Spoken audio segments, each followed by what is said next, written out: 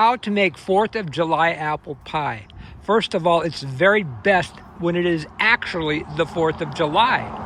Otherwise, it wouldn't be 4th of July apple pie now, would it? The apples have to be just ready to go. Oh my gosh. Look at that. The Anna apple tree is ready to give us a 4th of July feast. Once you've picked your apples, you will need at least 8 apples for 6 cups of apples for this pie recipe. You need someone to peel them. There you go. I'm elected. He's elected. Erik's job is always to peel the apples. I got him one of those little knife gloves so he doesn't cut himself. And he has a Wusthof. Show your knife. It's the only one he'll use. Yes. Nope, he will not use the scrapey thing. It's got to be the Wusthof. So Erik, get to work. So the next step, I used to just cut them into little slices, which I liked it thinner, but this is so much easier. And usually when we make our apple pies, we'll make like 4 and 5 at once.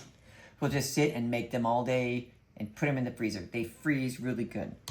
But I love this thing. It's an apple corer. It makes it go fast. There you go. Throw it to the chickens. Voila. Then you put it in there. And you keep doing this until you've got 3 of these, which is 6 cups of apples. Done. This is the nice thing about this recipe is you don't need a lot. You need flour, sugar, brown sugar, butter, which we'll be doing later, a little bit of kosher salt, some nutmeg, and cinnamon. So when you get your apples in your bowl here, you take 3/4 cup of sugar, 1/4 cup flour, and a 1/2 teaspoon of cinnamon and nutmeg. I use a whole teaspoon though because I like cinnamon nutmeg. And this is really easy. You just make sure you've got it all mixed in like this. You could whisk it, I guess, but I don't know. I don't want to get my whisk all dirty. I love my spoon. If your spoon doesn't have a burn mark on it, it's not a right spoon. Okay, so then you put this in here. And you can use your hands if you want. I'll just use my spoon. Just cover it like this. Basically what you're gonna do is this has to sit for a half hour. It has to bring out some of the juices.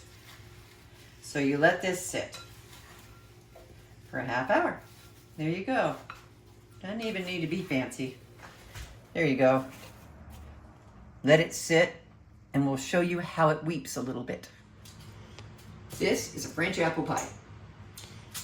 The recipe, which I'll give you at the end of the video, has a recipe for a crust. I really don't like making crust. This always turns out better.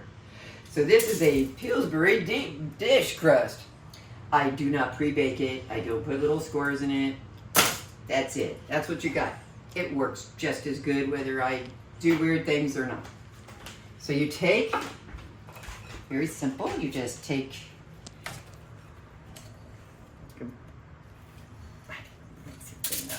this and you pour it in. And it didn't mix real good, but I'll just put this all in here. Ooh, that's gonna be good. Yeah, it is. So, you put it all across the top here. There you go. You got it. It's high. No, you don't want to put a crust on this thing. What you do is you get 1 cup of flour, 1 cup of flour and a 1/2 cup of brown sugar, 1 stick of butter, cut in little pieces. It's got to be hard. This is like making biscuits. You can put it in one of those machines, I guess, a food processor. This works much better. I have much more control over it. The better it is, just like biscuits, the better it is in there, the better it'll work. So you do this for way too long. And you just put it on top. I put it on the baking sheet with the foil because it will leak.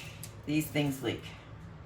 And if I don't put it on this, what will happen is when I pick it up, I'll just have a mess and more will fall off. So towards the end there, I just cannot squish it in.